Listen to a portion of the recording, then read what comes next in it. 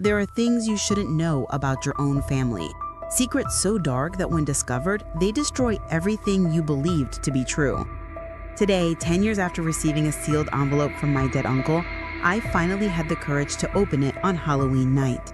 And what I found inside wasn't just a letter. It was a confession. It was evidence. It was proof that the people I called family, who sat at the Thanksgiving table with me every year, had blood on their hands. And there was more.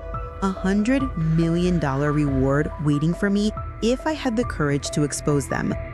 But here's the thing. They don't know that I know. Not yet. My name is Sophie Brennan, and for 10 years, I've carried a weight no one should carry. A thick envelope sealed with red wax with my Uncle Richard's handwriting stamped on the front. For Sophie, open only on Halloween night 10 years after my death, not a day before. I trust you. 10 years. Do you have any idea what it's like to hold on to something like that? It's like having a time bomb under your bed. Every Halloween night, I'd look at the envelope locked in the safe in my Boston apartment, and my hand would shake as I held the key. Not yet, I think. He had a reason for saying 10 years. I need to wait.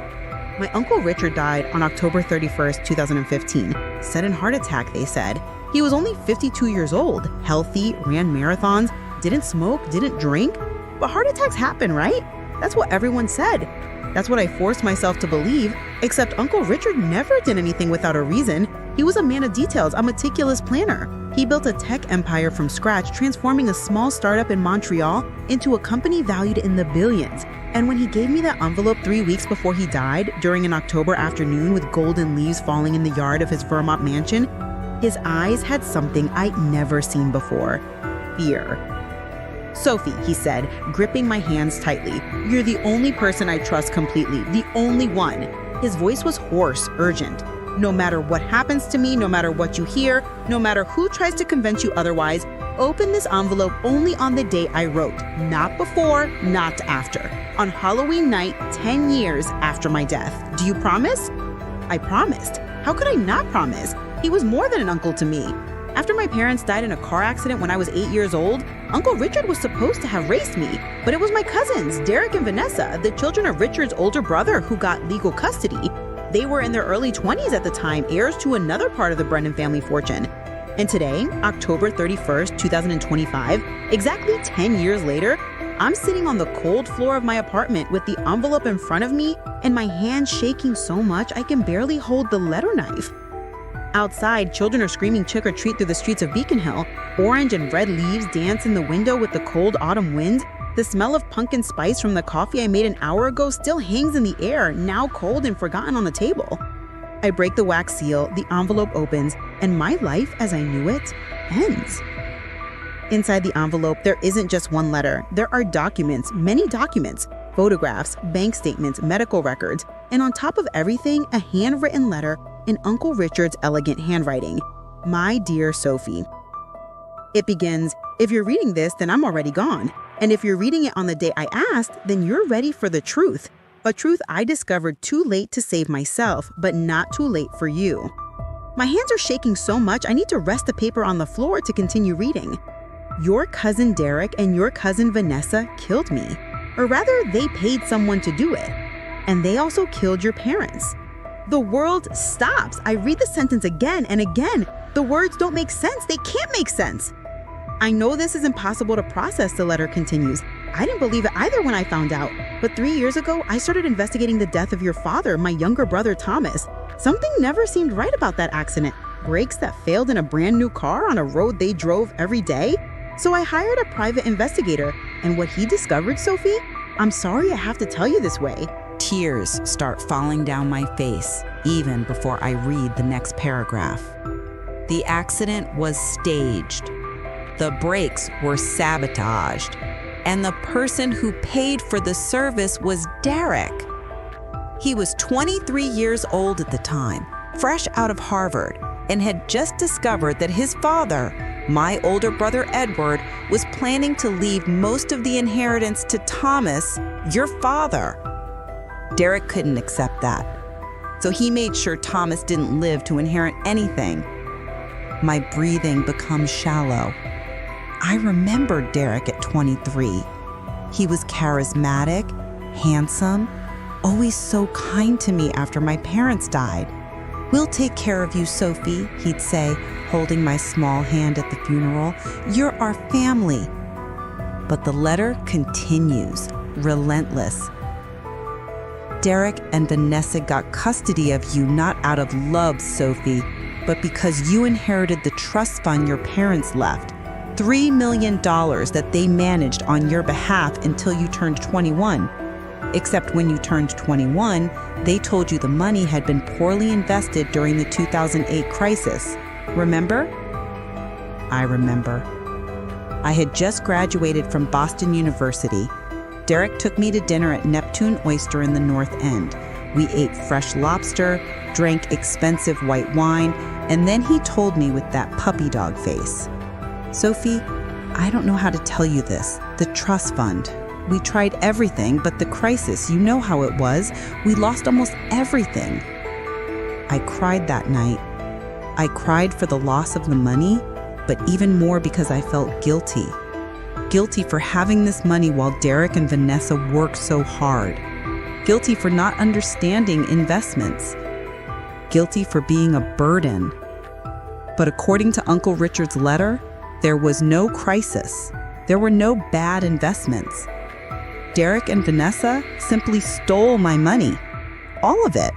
They transferred it to offshore accounts in the Cayman Islands over 3 years, small amounts at first so as not to raise suspicions.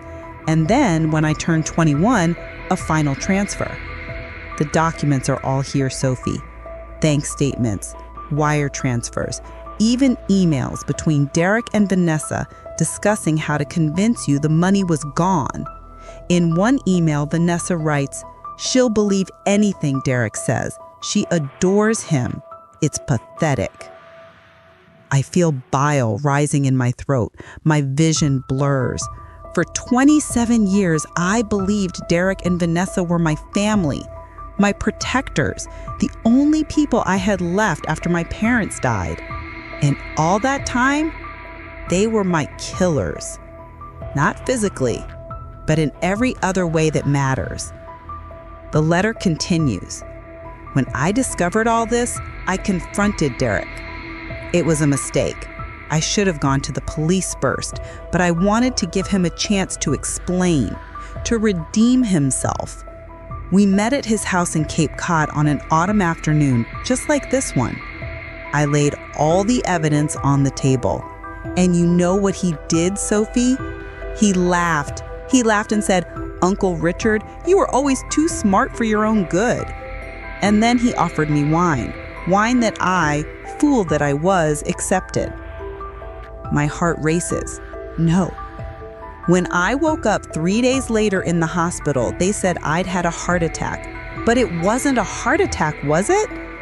No, Sophie, it was digitalis, a poison extracted from foxglove plants, those beautiful purple flowers that grow all over Vanessa's garden. In small doses, it's used as heart medication. In larger doses, it causes fatal arrhythmia that looks exactly like a natural heart attack, and best of all, from their perspective, it dissipates from the body quickly. Difficult to detect in an autopsy unless you know exactly what to look for. I grab one of the attached documents. It's a toxicology report from a private lab. Elevated levels of digitalis found in Richard Brennan's blood. Date, 15 days after his death. How is this possible? I ordered my own private autopsy before I died, the letter explains. I paid a lawyer to ensure blood samples were preserved and tested by an independent lab, no matter what the official autopsy said. And I was right. The official autopsy, conducted by the Vermont Medical Examiner, found nothing.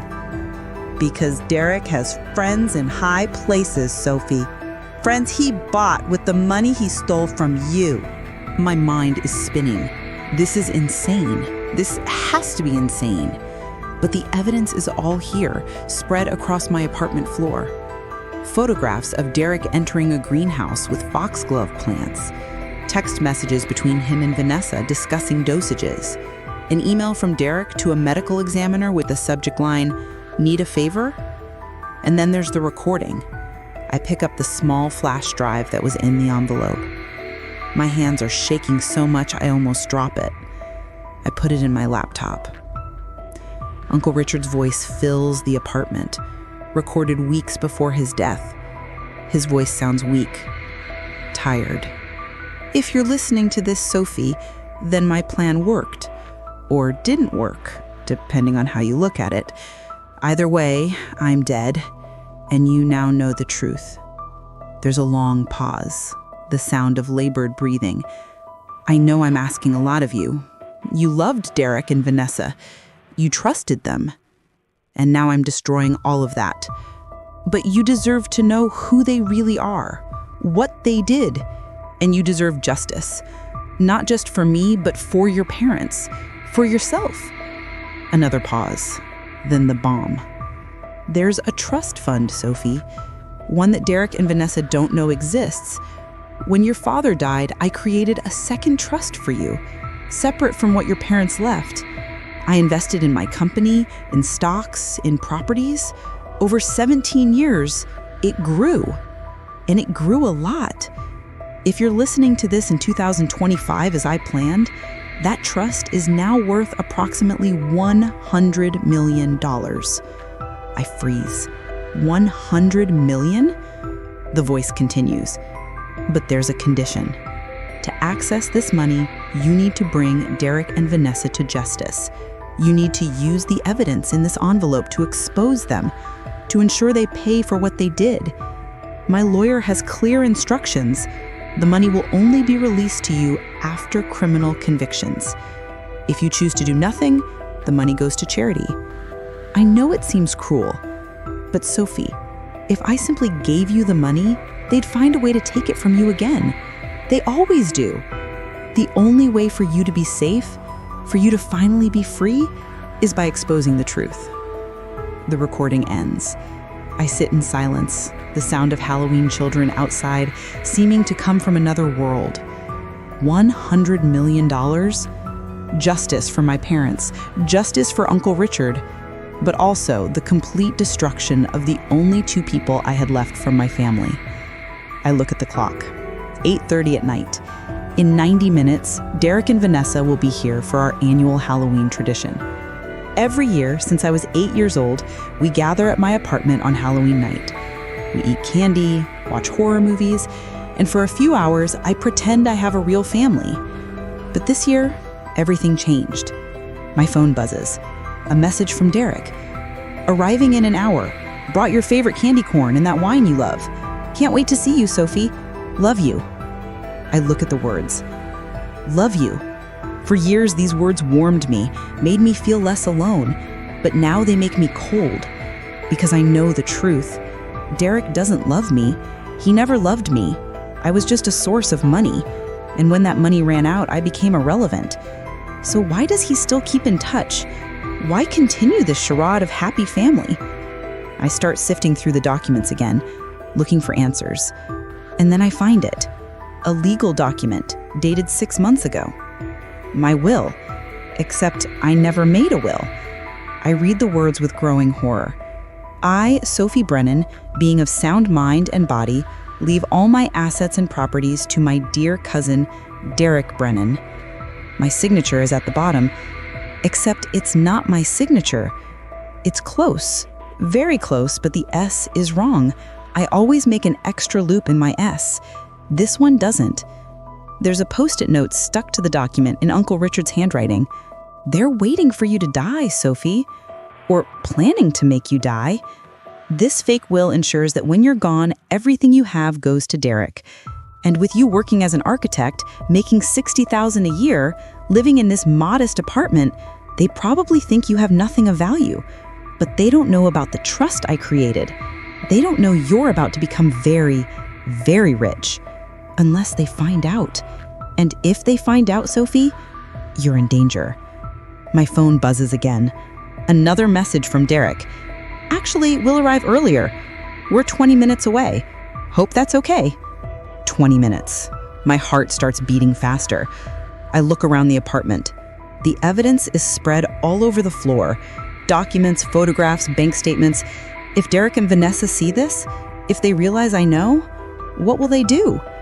The answer is obvious. The same thing they did to my parents. The same thing they did to Uncle Richard. I start picking everything up, throwing documents back into the envelope with trembling hands. But then I stop. An idea begins to form. A terrible, dangerous, but possibly brilliant idea. What if I don't hide the evidence? What if I let Derek and Vanessa know that I know, but in a controlled way, in a way that ensures my safety? I pick up my phone and dial a number. Detective Marcus Webb, the private investigator Uncle Richard hired, whose business card was in the envelope. Marcus Webb, a gruff voice answers. Mr. Webb, my name is Sophie Brennan. My Uncle Richard Brennan hired you a few years ago. There's a pause. Then, Sophie, I was expecting your call. You opened the envelope. Yes, and my cousins will be here in 15 minutes. 15 minutes? Sophie, you need to get out of there now. No, I say, my voice firmer than I feel. I have a plan, but I need your help. 10 minutes later, 3 hidden cameras are installed in my apartment. One in the bookshelf, one in the wall clock, one in the fake plant near the window. All connected to Marcus's laptop, who's parked in a van on the street. This is streaming live to my server, he explains quickly, his voice in the small earpiece I'm wearing, hidden under my hair. Everything that happens, everything that's said, is being recorded. And if you say the code word, castle, I'll call the police immediately. What about the evidence? I ask, looking at the envelope still on the coffee table. Leave it there, Marcus says. Let's see how they react. The doorbell rings. They've arrived. I take a deep breath, smoothing my sweater. You can do this, Sophie. For Mom, for Dad, for Uncle Richard. I open the door. Derek is there, that dazzling smile that always made my heart melt. Tall, dark hair perfectly styled, wearing a cashmere sweater that probably costs more than my month's rent. Vanessa is beside him, blonde, elegant, holding a bottle of wine and a bag of candy corn. Time! Derek hugs me, lifting me off the ground. I used to love these hugs. Now all I can think is, this man killed my parents. Let me look at you, he says, holding me by the shoulders. You look tired. Are you sleeping enough? I'm fine, I say, trying to smile. Vanessa walks in, kissing my cheek. Darling, this place is a mess, she says, looking around. Her eyes stop on the envelope on the coffee table, on the broken red wax seal, on the pile of documents beside it. What's that? She asks, her voice too casual. Oh, I say, forcing a light tone. You won't believe it. I finally opened it. Opened what? Derek asks, but I can see his shoulders tensing. Uncle Richard's envelope. You remember, the one he gave me before he died? The one that said to open only 10 years later on Halloween? The silence that follows is deafening. Derek and Vanessa exchange a look that lasts only a fraction of a second, but says everything. Fear, panic, guilt. Oh, yeah, Derek finally says, that weird thing. I had completely forgotten about it. What was inside? Some sentimental letter? He's trying to sound disinterested, but I can see his jaw clenched. Could you sit down? I ask, pointing to the sofa. There are some things we need to discuss. Vanessa doesn't move. Sophie, what's going on? Please, sit down. They sit slowly, their backs rigid. I stand, which gives me a strange sense of power.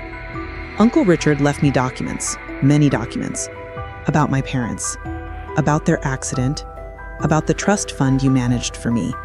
Derek laughs, but it sounds forced. Sophie, where are you going with this? He also left documents about his death, about what really happened that day in Cape Cod. Vanessa's face pales. Sophie, you know Richard was, well, he wasn't entirely mental in his last months. He was paranoid, saw conspiracies everywhere. Really? I ask. Then explain this. I pick up the toxicology report and place it on the coffee table in front of them. Derek picks it up, his eyes scanning the words. I watch his face. I watch the exact moment he realizes the game is over. Where did you get this? He asks, his voice low, dangerous.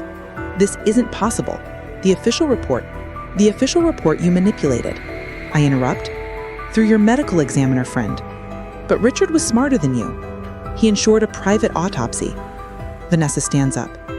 Sophie, you're delusional. Do you know what you're suggesting? That you poisoned Uncle Richard? Yes, I know exactly what I'm suggesting. Just like I know what you did to my parents and to my trust fund. Derek also stands now. He's much bigger than me.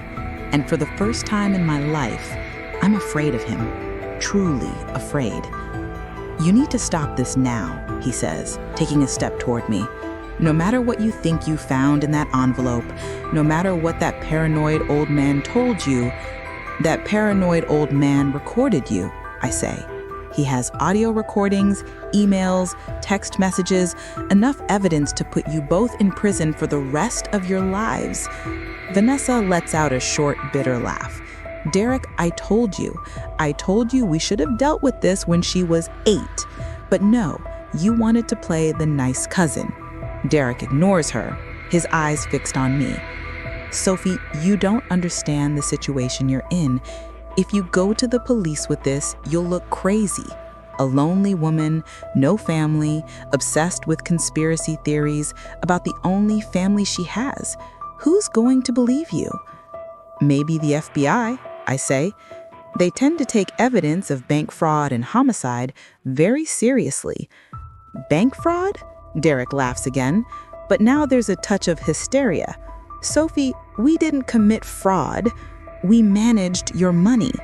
And yes, we lost most of it during the crisis, but that's not a crime. It's just bad luck. Liar, I say. And my voice is trembling now, but with anger, not fear. Let me go. Or what? Derek squeezes harder. What are you going to do? Castle, I say, the code word. Derek frowns. What? And then, sirens, coming from the street, getting louder. Derek runs to the window and sees 3 police cars stopping in front of the building. What did you do? He whispers. I made sure that this time, when you tried to hurt me, there would be witnesses, cameras, recordings, a private investigator who heard and recorded every word you said tonight, every implicit admission, every threat. Vanessa's looking around the apartment now, her eyes finding the hidden cameras one by one. You can't do this, she says. We're your family. I killed my family, I say. Now, you're going to pay for it. The police are knocking on the door now. I open it, and Detective Marcus Webb enters, followed by 4 uniformed officers. Derek Brennan? Vanessa Brennan? Marcus says, showing badges. You're under arrest on suspicion of murder, financial fraud, and attempted murder. You have the right to silence. As the officers handcuff Derek and Vanessa, Derek looks at me, and for the first time, I see him without the mask, without the charm, without the smile. There's only anger, pure and cold. You think you won, he says as he's led toward the door, but you have no idea what you just started. That should scare me, but it doesn't, because for the first time in 17 years, since my parents died, I'm not alone. I have the truth, and I have justice. 3 weeks later, I'm sitting in Uncle Richard's lawyer's office, a kind man named Arthur Chen, who has an incredible view of Boston Harbor from his 20th floor windows. Charges have been filed, he tells me, pushing a thick folder across the desk. Derek and Vanessa are facing multiple counts of first-degree murder, wire fraud, and conspiracy. With the evidence your uncle compiled, plus the recordings from Halloween night, the prosecutor is confident he'll get convictions. And the fake will, I ask? Voided. And they're being investigated for that too. Forgery, attempted testamentary fraud. Arthur opens another folder. Which brings us to the matter of your uncle's trust fund. He pushes a document toward me. I look at the numbers and my breath stops. $123 million. The stock market performed exceptionally well in the last 6 months, Arthur explains. The trust grew beyond your uncle's projections. $123 million. It's more money than I could spend in 10 lifetimes. There's something else, Arthur says, hesitating. Something your uncle instructed me to tell you only after everything was resolved. I look at him. Richard backed up Derek's entire computer hard drive 3 months before he died. He had a tech specialist who gained remote access. And what they found? Well, it's disturbing. He pushes another document. I read, and my blood runs cold. Emails between Derek and Vanessa discussing not just Uncle Richard's death, not just the theft of my trust fund, but also plans for me. Detailed plans. They were waiting for you to turn 30, Arthur says softly. At that age, a sudden heart attack wouldn't raise as many suspicions as in someone younger. They had digitalis already prepared, waiting. I'm 29 years old. My 30th birthday is in 3 months. If you hadn't opened that envelope when you did, if you'd waited a few more months, or if Uncle Richard hadn't left that evidence, you'd probably be dead by spring. The reality of it hits me like a freight train. I was months away from being murdered by people I loved, people I trusted. There's one more thing, Arthur says. Your uncle left a final letter for you. He asked me to give it to you only after everything was resolved. He hands me a smaller, thinner envelope. I open it with trembling hands. Uncle Richard's handwriting greets me. Sophie, if you're reading this, then you survived. You're stronger and braver than I ever was. I should have gone to the police immediately when I discovered what Derek and Vanessa did, but I was a coward. I was afraid of the scandal, of destroying the Brennan family name, so I tried to confront them alone, and I paid the price. You didn't make my mistake. You sought justice, not just for me, but for your parents. And now you're free. Free of them, free of fear. Free to live the life your parents would have wanted for you. Use the money wisely. Travel. See the world. Build something beautiful. Find people who love you truly, not for your money or connections, but for who you really are. And Sophie, forgive yourself. You didn't know. You were a child. And even after, you had no way of knowing. They were good at lying. That's what psychopaths are good at. I can't give you back your parents. I can't give you back the childhood you deserved. But I can give you this: the truth, justice, and the means to create the life you always wanted. The choice now is yours. With all my love, Uncle Richard. I fold the letter, tears streaming down my face. Arthur discreetly pushes a box of tissues toward me. Take all the time you need, he says softly. I sit there for a long time, looking out the window at the harbor. Boats sail on the gray water. Autumn leaves spin in the wind. Somewhere down there, life continues. Indifferent to personal drama, trauma, betrayal. But for me, something has fundamentally changed. I'm no longer that naive girl who trusted blindly. I'm no longer the Sophie who would have believed anything Derek said. I went through fire and came out the other side. Not unscathed, but alive. And now, with the truth in my hands and justice in motion, I can finally start living. 6 months later, I'm in a small coastal village in Maine, in a house I bought with a view of the ocean. It's far from Boston, far from the memories, far from everything. I woke up this morning to the smell of salt in the air and the sound of seagulls.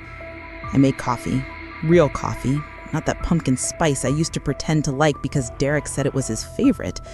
And then I opened my laptop to read the news. Derek and Vanessa's trial started yesterday.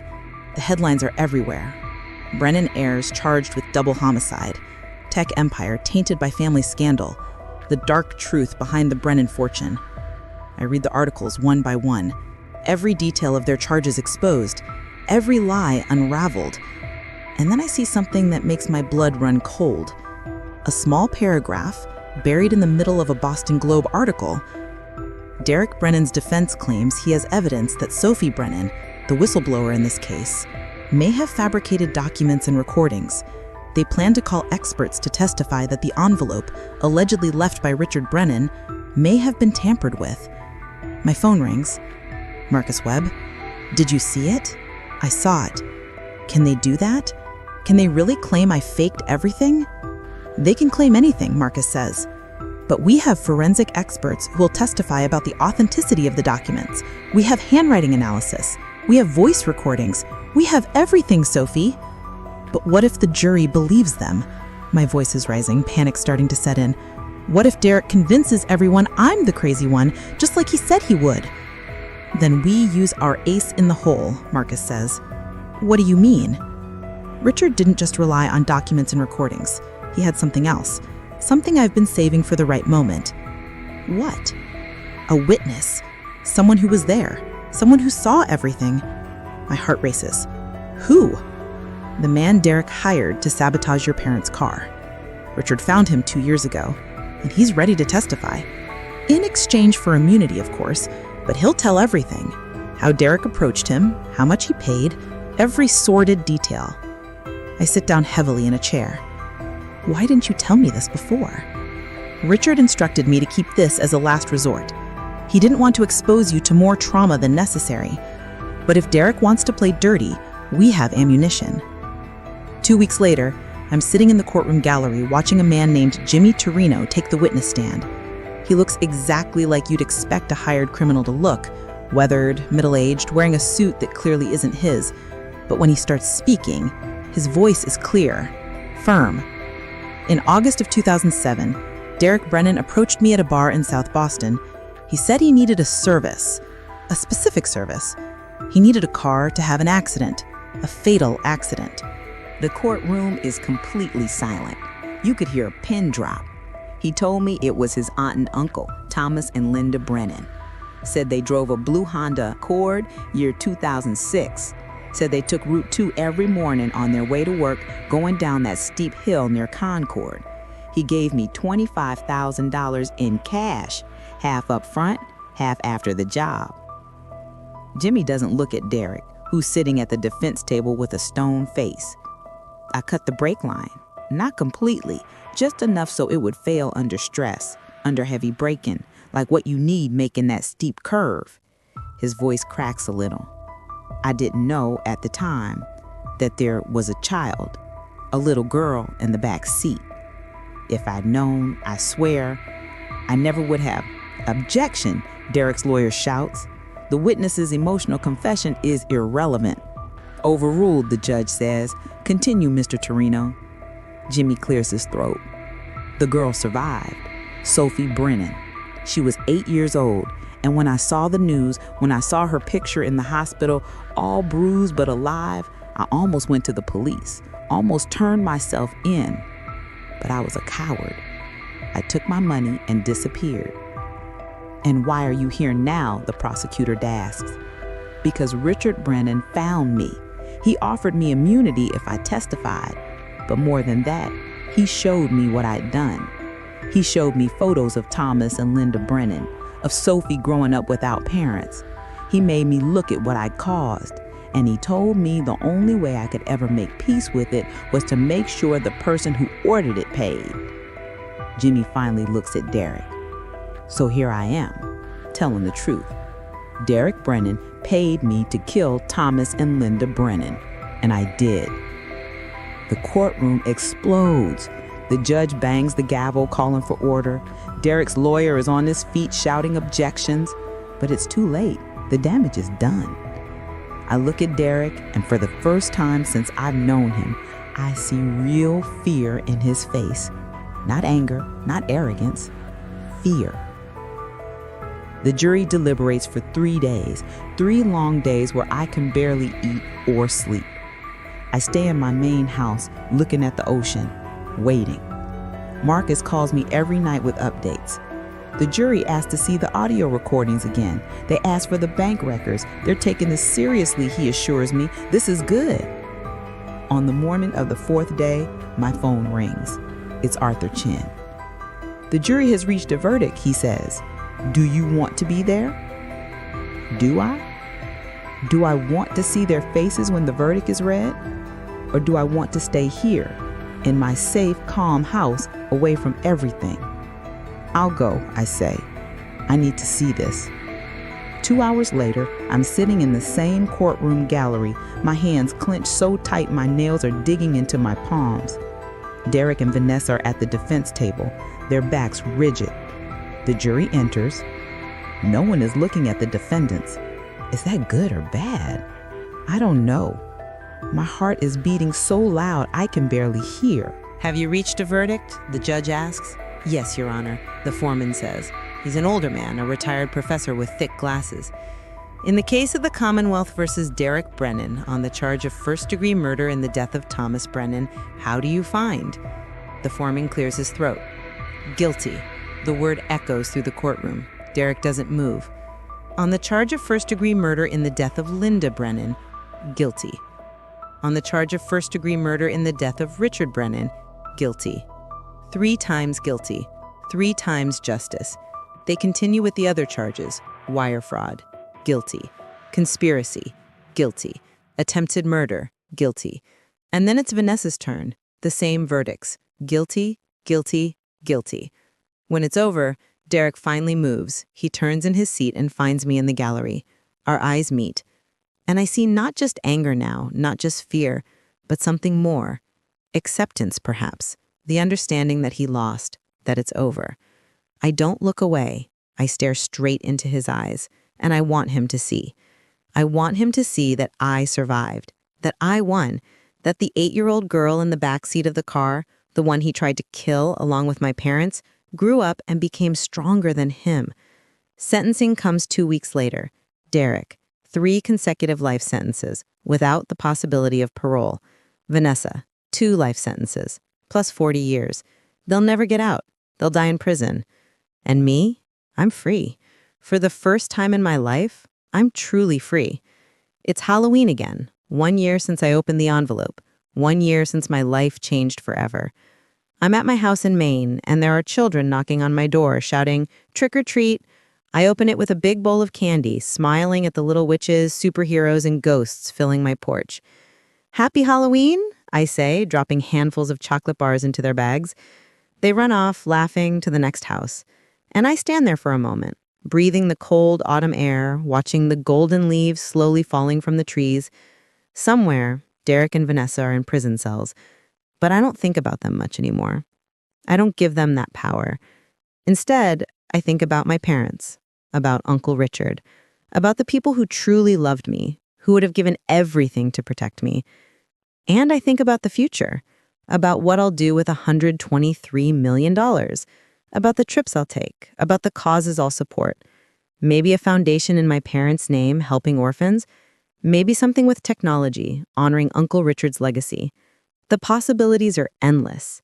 But today, on this Halloween night, I simply stand here, alive, free, and finally, at peace. The truth set us free, all of us, and I'll never forget the price Uncle Richard paid to ensure I knew it. As I'm about to go back inside and close the door, I see something. An envelope in my mailbox. My heart skips. Not again! But when I pick it up, I see it's just regular mail. An electric bill. I laugh at myself, at my own panic. I'm free. I need to start believing that. But that night, as I sleep, I have a dream. Or maybe it's a memory. I'm back in that car, 8 years old, sitting in the back seat. My mother is singing along to the radio. My father is driving, one hand on the wheel, the other holding hers. They're happy. We're happy. And then the curve. The moment my father steps on the brake and nothing happens. The look of panic on his face. My mother's scream. The world spinning, turning, breaking. I wake up sweating, my heart racing. It's 3 a.m. The house is quiet, except for the sound of the waves outside. I get up, go to the kitchen, get a glass of water, and that's when I see it. A light coming from the garage. I freeze. Did I leave the light on? No, I'm sure I didn't. I grab my phone, my fingers hovering over the emergency number, but then I think, I'm being paranoid. Derek and Vanessa are in prison. They can't hurt me. Maybe it's just a faulty circuit. But my hand grabs the kitchen knife anyway, just in case. I walk slowly to the garage door, my heart in my throat. I open the door, and there, standing next to my car, is a man. I scream, raise the knife. The man turns, and it's Edward Brennan, Derek and Vanessa's father, the patriarch of the Bremen family, whom I haven't seen in years. "Sophie," he says, raising his hands, "please don't scream. I'm not here to hurt you." "How did you get in?" My voice is shaking. "Why are you here?" "The garage door was unlocked," he says, "and I'm here because we need to talk about my children, about what you did to them." I grip the knife tighter. Edward is in his early 70s now, gray hair, slightly stooped shoulders, but his eyes, those Brennan eyes that Derek inherited, are still sharp, calculating. "What I did?" I repeat. "I brought them to justice, for murder, for theft, for everything." "You destroyed them," Edward says, his voice low. "You destroyed my family, my legacy." "They destroyed themselves," I reply. "They killed my parents, your own brother. They killed Richard." Edward takes a step toward me. I step back. "You think you know the whole story," he says, "but you don't. You don't know anything." "Then tell me," I say. "Tell me the part I don't know." Edward looks at me for a long moment. Then he sighs, suddenly looking much older, much more tired. He says, "It all started with your grandfather, Benjamin Brennan. He built the family fortune with smart investments in the 60s, but he also made some enemies, dangerous people. And when he died, he left not just money, but also debts. Debts that don't appear on any legal document." "What kind of debts?" I ask, my knife lowering slightly. "The kind that's paid with blood," Edward says. "Benjamin owed money to people in the Montreal mob, a lot of money. And when he couldn't pay, they said the debt would pass to his children, to his grandchildren, to every generation until it was settled. My blood runs cold. That's not possible. That's not how it works." "That's exactly how it works in their world," Edward says. "And for 40 years, our family has been paying, in cash, in favors, in blood." "What does this have to do with my parents, with Uncle Richard?" Edward's face darkens. "Your father, Thomas, he wanted out. He thought he could end it. But you don't just walk away from people like that. So they sent a message through Derek." "No," I say, shaking my head. "Derek killed my parents because of the inheritance. Jimmy Torino testified." "Jimmy Torino told you what we paid him to tell you," Edward interrupts. "Richard orchestrated everything. He wanted you to believe Derek did it out of greed because the real truth was too dangerous for you to know." My mind is reeling. "You're lying. Uncle Richard wouldn't—" "Uncle Richard was trying to protect you," Edward says, "by giving you a simplified version of the truth, one that you could take to court, one that would put Derek and Vanessa away where they'd be safe from retaliation. But the mob doesn't care about legal proceedings, Sophie. And now that you've exposed everything, now that our family name is all over the news, they're coming. For all of us." "I don't believe you," I say, but my voice wavers. "Then believe this," Edward says, pulling something from his pocket. I raise the knife, but he just holds up a photograph. I take it with shaking hands. It's a picture of me, from this morning, getting coffee at the local cafe in town. Written on the back in red ink, "The debt transfers to her now." My legs feel weak. "Who took this?" "They did," Edward says. "The people Benjamin owed. The people your father tried to run from. The people Derek and Vanessa were working for all along." "No," I whisper. "No, this can't be true." "I came here tonight to warn you and to offer you a way out.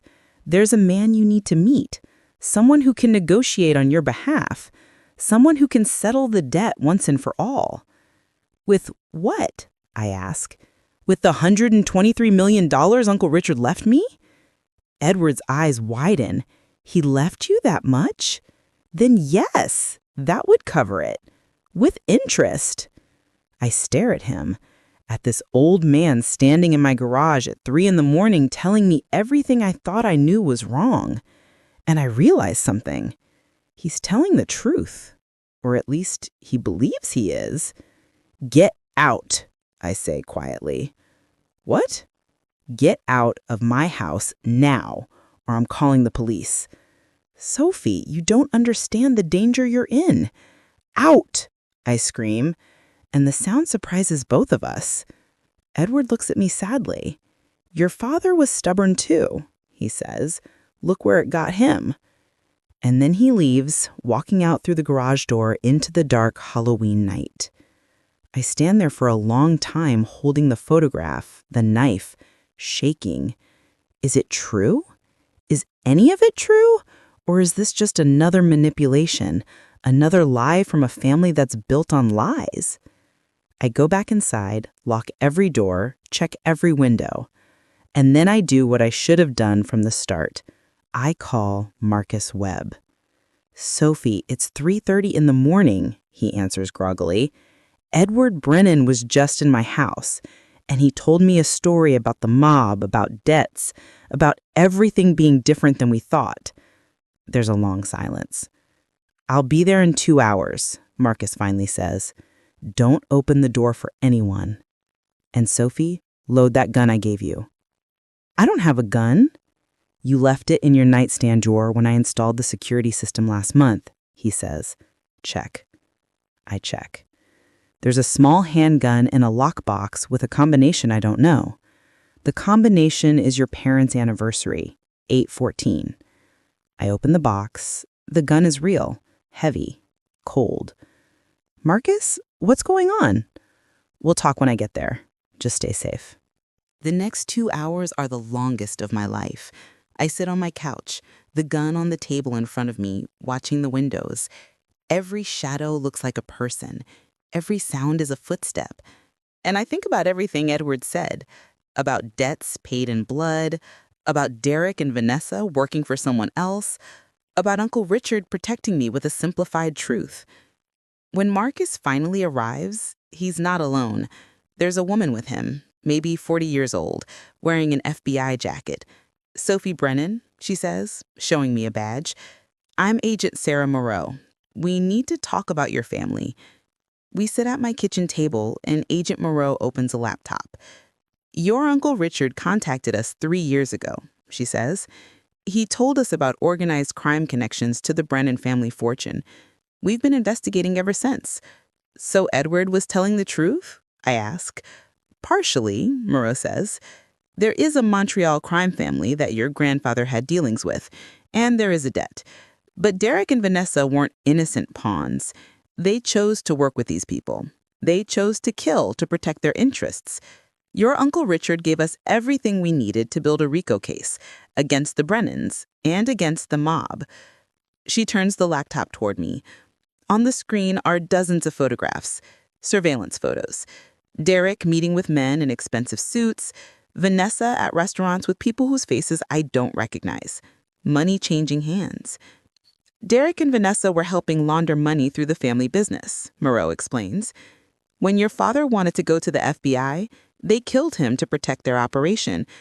When Richard discovered the truth, they killed him too. The inheritance story, the trust fund theft, all of that is true, but it was part of a larger criminal enterprise. And me? I ask. Why didn't they kill me? You were more useful alive, Marcus says. As long as you didn't know anything, you were a potential future asset, a Brennan they could control. But now I'm a liability, I finish. Now they want you dead, Agent Moreau says bluntly. But here's the thing. We can protect you. We have Derek and Vanessa in custody. We're about to arrest 15 members of the Rousseau crime family, including the man who ordered your parents' deaths. And Edward? He came to your house tonight because he's trying to save himself. He wants you to pay off the mob so he doesn't have to testify against them. I laugh. It's a bitter, exhausted sound. So, what do I do?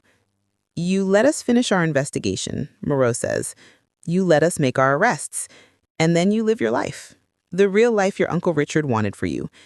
And the money? The $123 million? That's yours. Free and clear. No debts. No obligations. Your grandfather's debt died with him, legally speaking.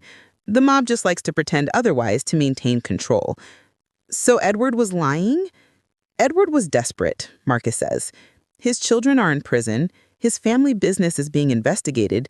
He's facing charges himself as an accessory. He thought if he could scare you into giving him the money, he could disappear, start over somewhere. I sit back in my chair, processing everything. How long do I have to stay in protective custody? 72 hours, maybe less.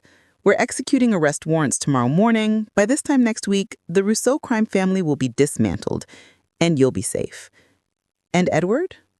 Edward will be arrested when he tries to leave the country. We've been monitoring him since he contacted you. His passport is flagged.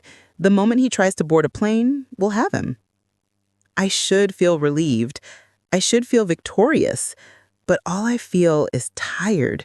So incredibly tired. Can I ask you something? I say to Agent Moreau. Of course. Did Uncle Richard know about all of this? About the mob, the investigation, everything? Moreau nods. He knew. He came to us 3 years ago with everything he'd discovered. He became our confidential informant. That's why he couldn't go to local police. That's why he had to be so secretive with you. He died protecting me, I say softly. He died trying to, Moreau corrects. But he also left you everything you needed to finish what he started. The envelope, the evidence, the trust fund. He set up dominoes that would fall exactly when and how he wanted them to. Even after death, he was protecting you. And suddenly I understand. Uncle Richard didn't just leave me money. He left me truth. He left me justice. He left me freedom.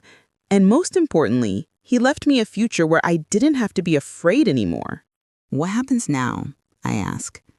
Now, Marcus says, standing up, we get you somewhere safe. Pack a bag, enough for a few days. We have a secure location ready. I pack quickly. Clothes, toiletries, my laptop, and the photograph of my parents that I keep on my nightstand. The photo was taken the summer before they died.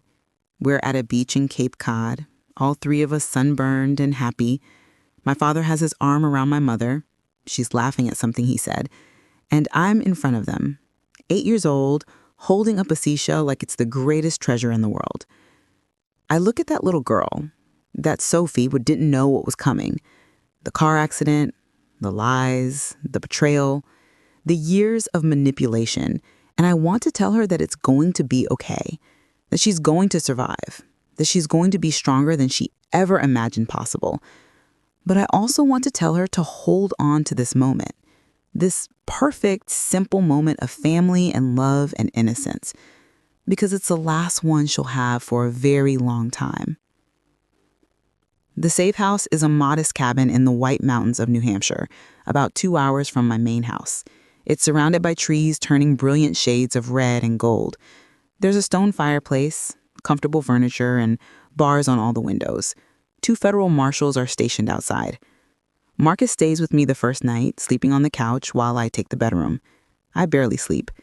Every sound is a threat. Every shadow is danger. But morning comes and I'm still alive. Agent Moreau arrives at dawn with coffee and donuts. The raids happened an hour ago, she says, spreading files across the kitchen table. We arrested 12 people, including Jean-Paul Rousseau, the head of the family.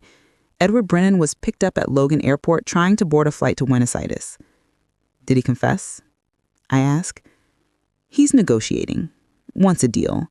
But we don't need him. We have enough evidence to put everyone away for life. She shows me photographs. Men in handcuffs being led out of expensive homes, cars being impounded, cash and drugs spread across cables. This is what your testimony helped build, she says. This is the result of your courage. But I don't feel courageous. I feel numb. When can I go home? Soon, she promises. We just need to make sure there are no outstanding threats. Give us 48 hours. Those 48 hours stretch like weeks. I pace the cabin. I read books without absorbing the words. I watch the news coverage of the arrests. The Brennan name is everywhere. Old photos of Derek and Vanessa, photos of Uncle Richard, photos of me pulled from my social media. The media calls me the whistleblower heiress. They speculate about my inheritance, my relationship with my cousins, my future plans. I turn off the television. On the third day, Marcus drives me back to my main house. The autumn air is crisp and clean. Leaves crunch under our feet as we walk from the car to the front door. Everything looks exactly as I left it, but something feels different. "What do you think you'll do now?" Marcus asks as I unlock the door. I think about it. Really think about it. I think I'll travel.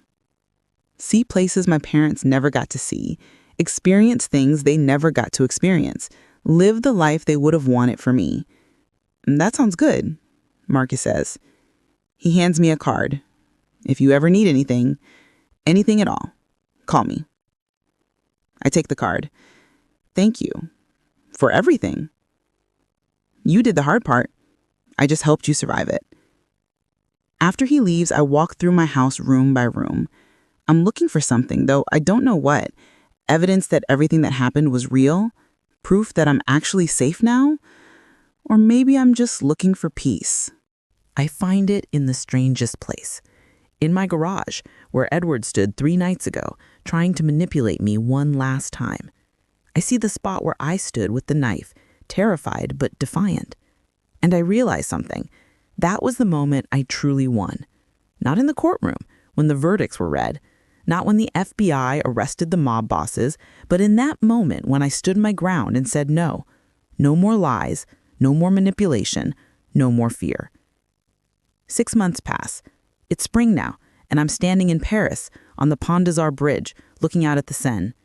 The city is exactly as beautiful as my mother always said it would be. She and my father had planned to come here for their 20th wedding anniversary. They never made it. But I'm here for them. I'm here for Uncle Richard. And I'm here for myself. For the little girl in that photograph, who deserved better than what she got. My phone rings. It's Arthur Chen. "Sophie, I have news." "Good news, I hope." "The best," he says. "Derek and Vanessa's appeals were denied. Their convictions are final. And the civil suits you filed against their estates were settled. You're being awarded an additional $47 million in damages and restitution. $47 million. Added to the $123 million from Uncle Richard's trust, I'm worth $170 million now. I should feel something, joy maybe, or satisfaction, but mostly I just feel strange, like this money is both mine and not mine, like it comes with ghosts attached. "Thank you, Arthur," I say. "What should I do with it?" "Whatever you want," he says. "It's your money, your life, your future." After we hang up, I stand on the bridge for a long time watching tourists take photos and lovers attach locks to the railing, and I make a decision. I'm going to create something good from all this darkness. A foundation in my parents' names, scholarships for orphans, programs to help people escape abusive family situations, resources for people who've been betrayed by the ones who are supposed to protect them. I'm going to turn this blood money into something that helps people, something that saves lives, something that would make my parents proud, and Uncle Richard too. I pull out my phone and start making notes. Ideas flow faster than I can type them. Programs, partnerships, initiatives. By the time I look up, the sun is setting over Paris, painting the sky in shades of pink and gold. It's beautiful, heartbreakingly beautiful, and I'm here to see it. That night, I have dinner at a small bistro in the Marais. I order in my broken French, and the waiter smiles at my attempt.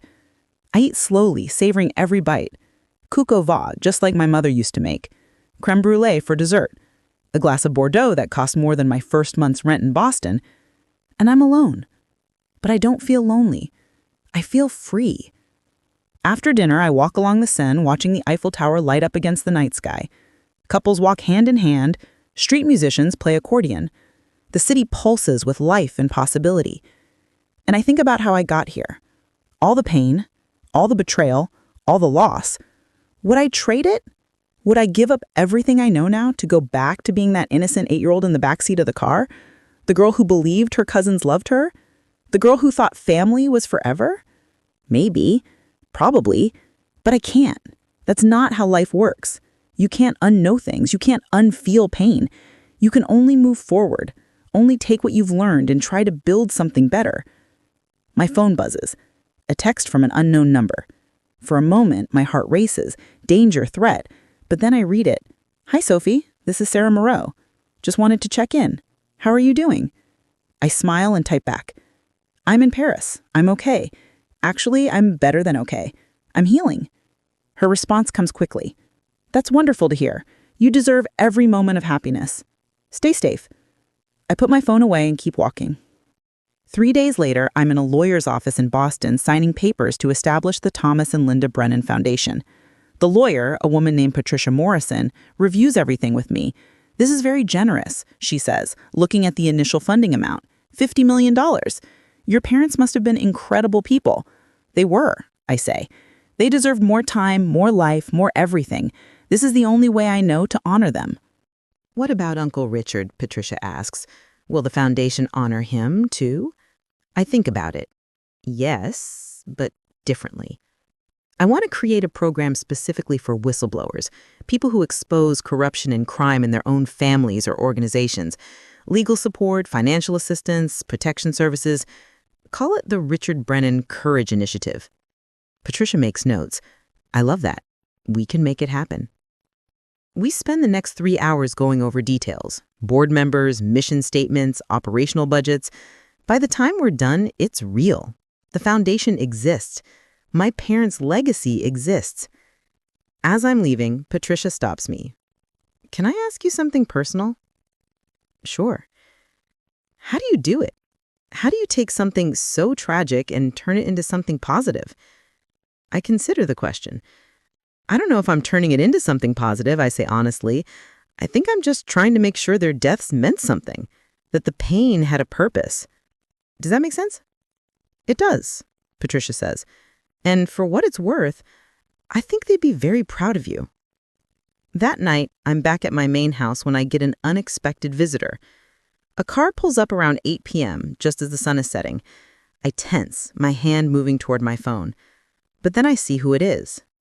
Jimmy Torino, the man who cut my parents' brake line, the man whose testimony helped convict Derek and the Mesa. I meet him on the porch, keeping the door behind me closed. What are you doing here? I ask. My voice is harder than I intend. He looks older than he did in court, smaller somehow, more broken. He says, I know I shouldn't be here. My lawyer said to stay away, but I had to see you, had to talk to you. We have nothing to talk about, I say. You killed my parents. I know, he says. His voice cracks. I know what I did, and I've lived with it every day for 18 years. Every single day. Good, I say, and I mean it. You should live with it. You should never stop living with it. You're right, he says. But I wanted to tell you something. Something I didn't say in court. I wait. After the accident, after I saw the news, after I saw you in that hospital bed, I tried to kill myself. He pulls up his sleeve, showing long scars on his wrist. Twice, because I couldn't live with what I'd done to that little girl. I stare at the scars. But you did live. Yeah, he says. I did. And I think maybe that's my punishment. To keep living. To keep remembering. To never forget the look on your face in those hospital photos. Why are you telling me this? Because I want you to know that Derek Brennan didn't just destroy your family. He destroyed mine too. My wife left me. My kids won't speak to me. I lost everything. And it's all because I was weak enough to take his money and do his dirty work. He looks at me with red-rimmed eyes.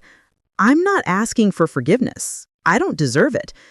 I just wanted you to know that justice was served, not just in court, but in life. Everyone who hurt you paid the price. I don't know what to say. Part of me wants to scream at him, to tell him that his suffering doesn't matter compared to what he took from me. But another part recognizes the truth in his words. He did pay. He is paying. He'll pay for the rest of his life. Thank you for testifying. It was the least I could do. The very least. He turns to leave, then stops.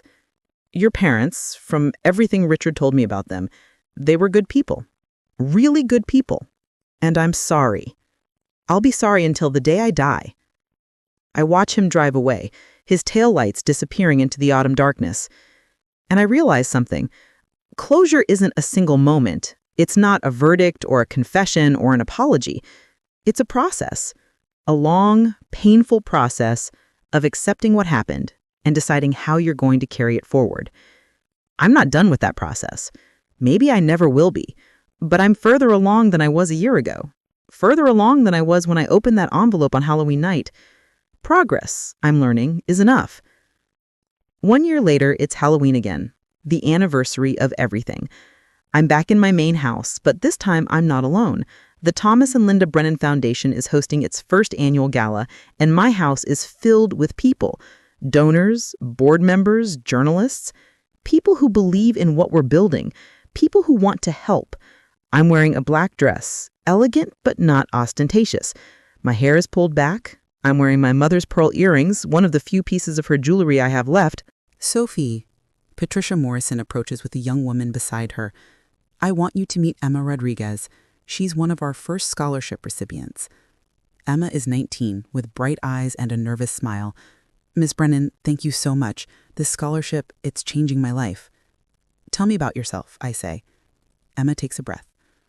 I lost my parents when I was 12. Car accident, just like you.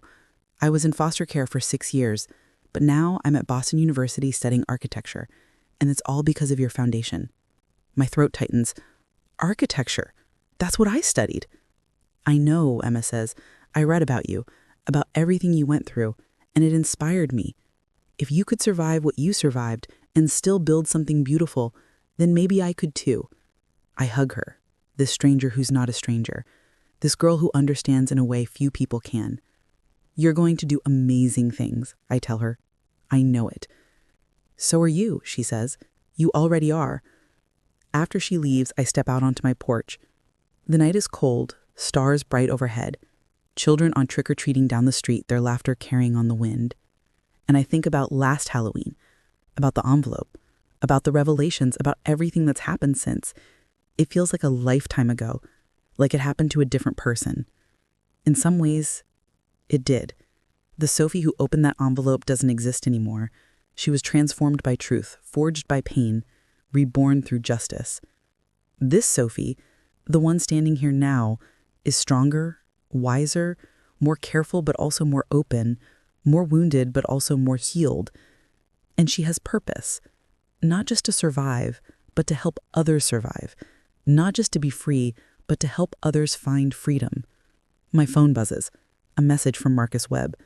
Saw the news coverage of your gala. Looks beautiful. You should be proud.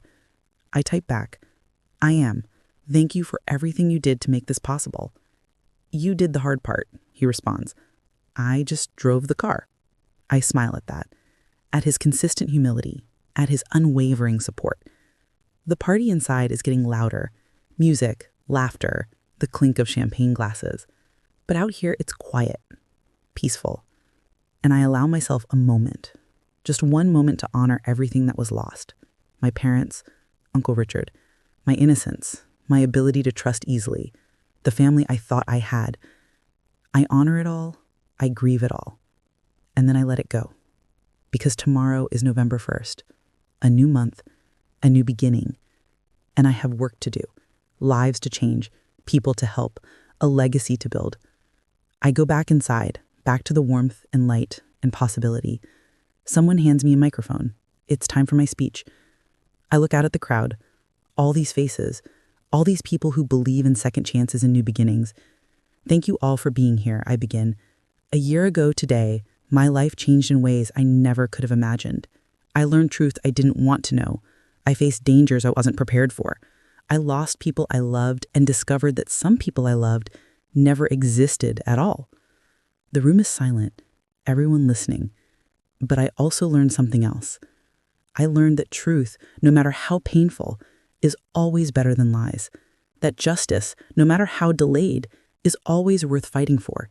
And that family isn't always blood. Sometimes it's the people who choose to stand beside you when everything falls apart. I see Patricia nodding. Marcus has slipped in through the back door and is standing against the wall. Emma is in the front row, her eyes shining. My parents, Thomas and Linda Brennan, were taken from me 18 years ago, but their love, their values, their belief in doing the right thing, that was never taken. And now through this foundation, through all of you, their legacy continues. Every scholarship we award, every person we help, every life we change, that's them. That's their love made real. I have to pause, my voice breaking. And my Uncle Richard, who gave everything to ensure I knew the truth, who planned from beyond the grave to protect me and give me the tools I needed to seek justice. He's here too. In every whistleblower we support, in every person who finds the courage to expose wrongdoing despite the cost. The room is so quiet I can hear people breathing. So tonight, as we celebrate this foundation, as we honor those we've lost and commit to helping those who remain, I want to make a promise. I promise that their deaths will not be in vain. I promise that the pain will have purpose. I promise that from this darkness we will create light. I raise my glass to Thomas and Linda Brennan, to Richard, to truth, justice, in the future we're building together. To Thomas and Linda, the room echoes. To Richard. We drink, and then the party continues. But something has shifted. Something has been said that needed saying. Something has been honored that needed honoring. Later, much later, after everyone has left and the caterers have cleaned up, I sit alone in my living room. The house is dark except for the fire and the fireplace, and I pull out one final thing. A letter I wrote to my parents a month ago, but haven't had the courage to read aloud. Dear Mom and Dad, I begin, my voice barely a whisper. I'm 30 years old now, older than you ever got to see me. I wish you could see me now.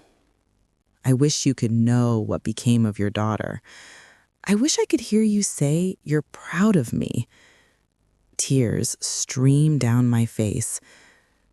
I found out the truth about how you died, about who killed you and why, and I made sure they paid for it. Derek and Vanessa are in prison. They'll die there. I hope that gives you peace wherever you are. Uncle Richard saved me. He died doing it, but he saved me. And now I'm trying to save others in your honor. I don't know if it's enough. I don't know if anything could ever be enough, but it's what I have to give. I fold the letter and throw it into the fire. Watch it burn. Watch the words turn to ash and smoke and disappear up the chimney. I love you, I say to the flames. I never stopped loving you, and I never will. The fire crackles and pops.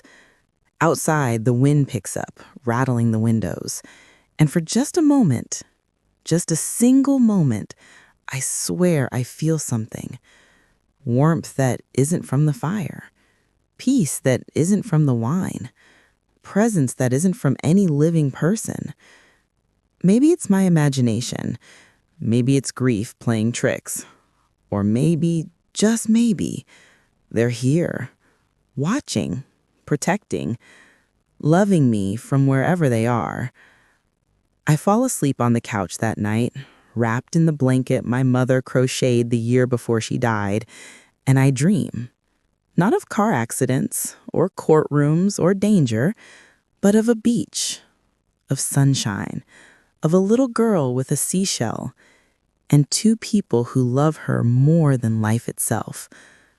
When I wake up the next morning, November 1st, I feel different, lighter somehow, like I've finally put down a weight I've been carrying for 18 years. I make coffee, real coffee. I open the windows and let in the cold morning air, and I look at my calendar. Today, I have a meeting with potential foundation partners in Boston. Tomorrow, a site visit to a group home we're funding.